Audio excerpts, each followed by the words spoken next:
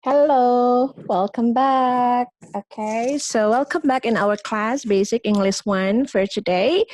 Well, hopefully you are doing great and you still enjoy, to follow our lesson. Okay, guys, let me remind you again. Let's review what we had last week. So actually, we have discussed about noun atau kata benda, and we have discussed about adjectives atau kata sifat. Okay, and still talking about part of speech, today we are going to discuss about verb. Remember, I told you that to build sentences in English, we just actually need two elements. The first one is the subject, and subject usually use noun, not usually, most of the time, ya. And then the second one is verb atau kata kerja, ya. Saya sudah pernah jelaskan kalau kalimat dalam bahasa Inggris itu sesimpel kamu membutuhkan subject dan verb. Yang menempati posisi subjek itu biasanya adalah kata benda, ya. Sementara yang menempati posisi verb ya kata kerja, oke? Dan kalau kita berbicara tentang verb atau kata kerja, itu ada yang action verb, ya, atau ada juga yang non action. Oke, sekarang kita coba bahas kalau yang action verb. Action itu misalnya run, I run. Ya, run-nya itu adalah kata kerja. I adalah subjeknya. I run itu sudah jadi kalimat. Saya berlari. Oke. Okay? She eats. She subjeknya. Eats itu adalah verb-nya, action verb. She eats sudah satu kalimat. Oke. Okay? Lalu contoh berikutnya adalah they walk. Ya. They subjeknya, lalu walk-nya adalah verb atau kata kerja, action verb. Ya, sampai di sini semoga bisa dipahami bahwa itu tadi adalah contoh kalimat sederhana ketika kamu menggunakan subjek dan juga verb. Ya, oke. Kemudian berikutnya ada yang kita sebut non-action verb. Ya, non-action verb itu misalnya saya kasih contoh yang paling mudah. Untuk hari ini kita akan bahas to be, ya. Jadi kita akan bahas to be sebagai verb. Well, apa sih to be? So that is why don't go anywhere. I will share this screen. Okay.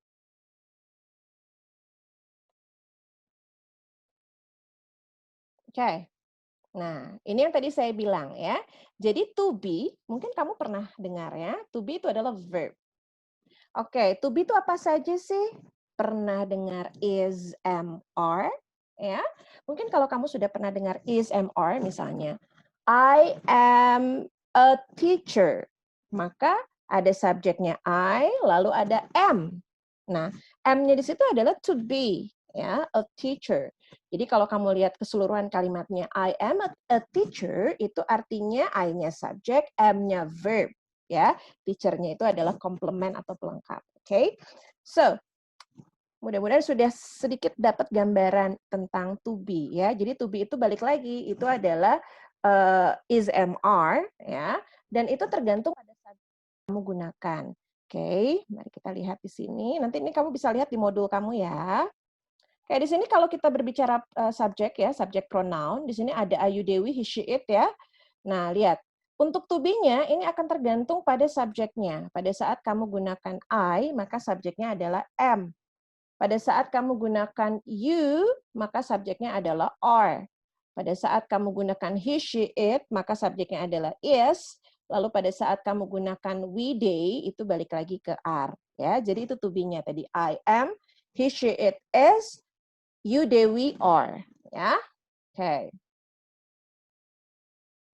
Nah, seperti yang saya juga pernah bilang, kalimat dalam bahasa Inggris itu kita kelompokkan jadi 3 nih, ya. Yang pertama itu adalah affirmative sentences atau kalimat positif, kemudian ada negative sentences sama ada questions, ya. Kalau kamu lihat sentence atau kalimat positif, maka kamu hanya perlu subjek diikuti to be-nya lalu bisa diikuti dengan komplementnya. Ya, sementara untuk negatif itu kamu bisa ditambahkan not, ya, Lalu untuk pertanyaan ini saya akan tampilkan lagi di sini screen-nya. Oke. Sebentar ya.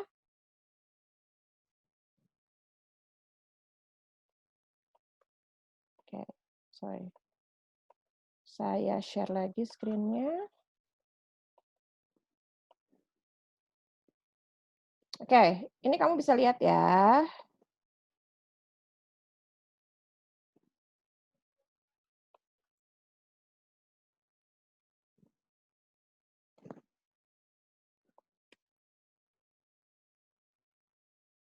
Nah, ini adalah, oke.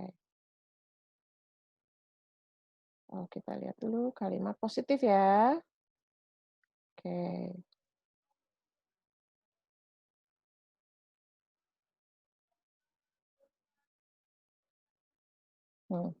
Ini kamu bisa lihat nih, ketika saya misalnya menampilkan pertanyaan, what's his job? Maka kemungkinan jawabannya adalah, he is a teacher. Kemudian ketika ada pertanyaan lagi, misalnya, what's her job? Maka jawaban yang paling mungkin adalah, she's a doctor.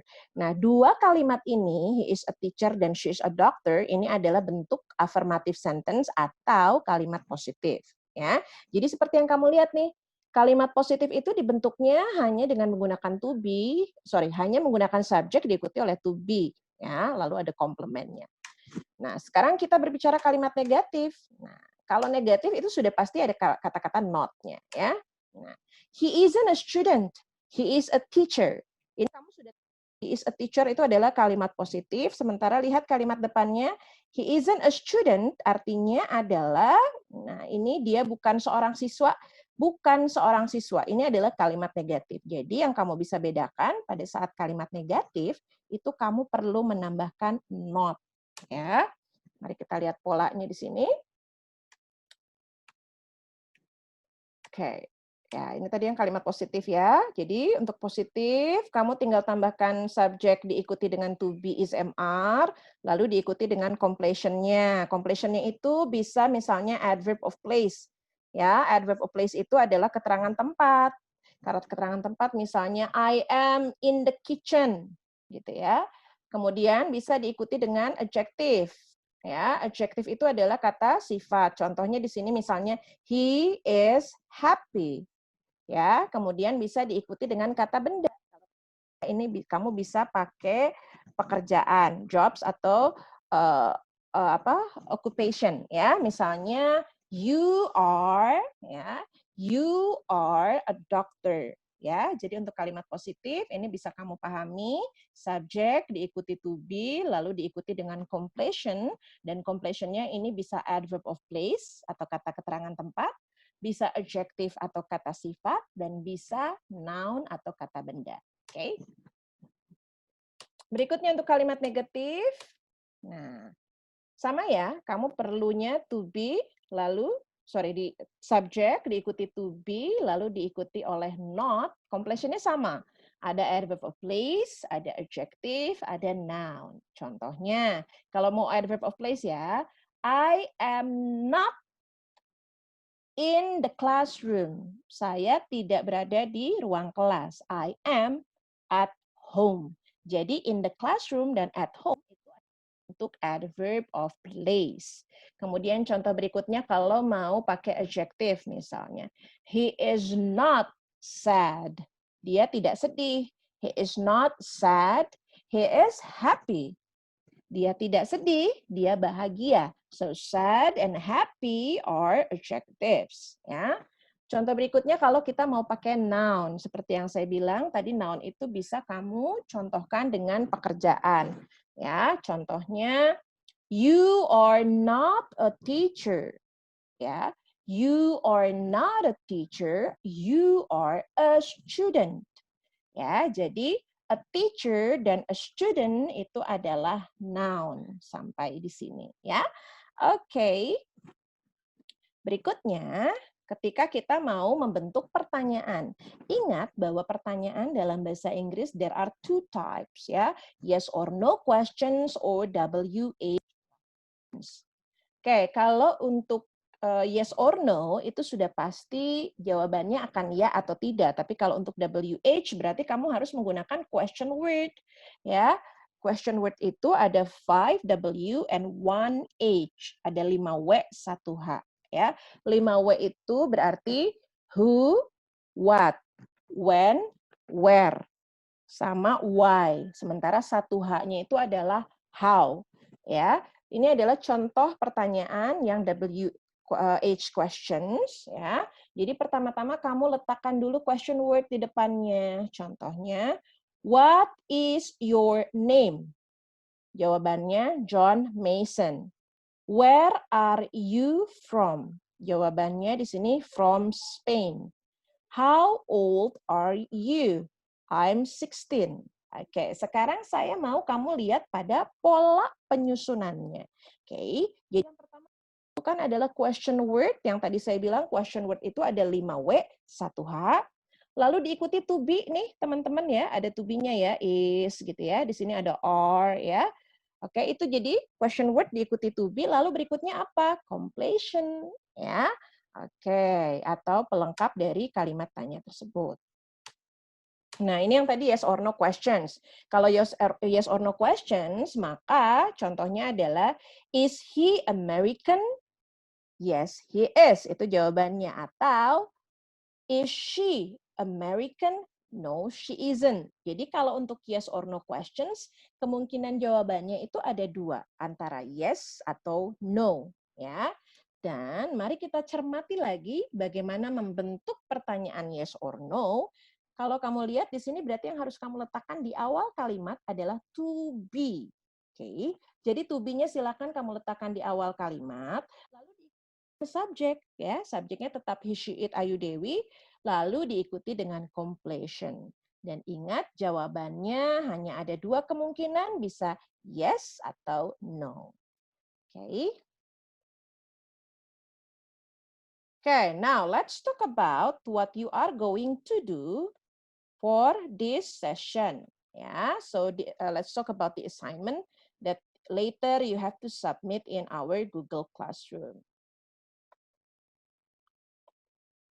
Oke, jadi tugasmu adalah silahkan kamu bikin yang nomor 1 ya. Bikin kalimat menggunakan kalimat afirmatif atau kalimat positif untuk subjek he, she, it, ayu, dewi. Jadi semua subjek kamu gunakan, ya. Lalu masing-masing subjek, misalnya untuk he, ya, itu harus kamu gunakan pelengkapnya ada noun atau kata benda, lalu kata adverb of place. Jadi contohnya untuk he ya, untuk he misalnya dengan diikuti noun. He is a doctor, berarti itu diikuti oleh kata benda. Lalu adjektifnya he is happy, dia bahagia, berarti itu diikuti dengan adjektifnya. Lalu yang adverb of place-nya misalnya he is at the hospital, dia berada di rumah sakit. Itu adalah contoh adverb of place. Ya, dalam bentuk kalimat positif.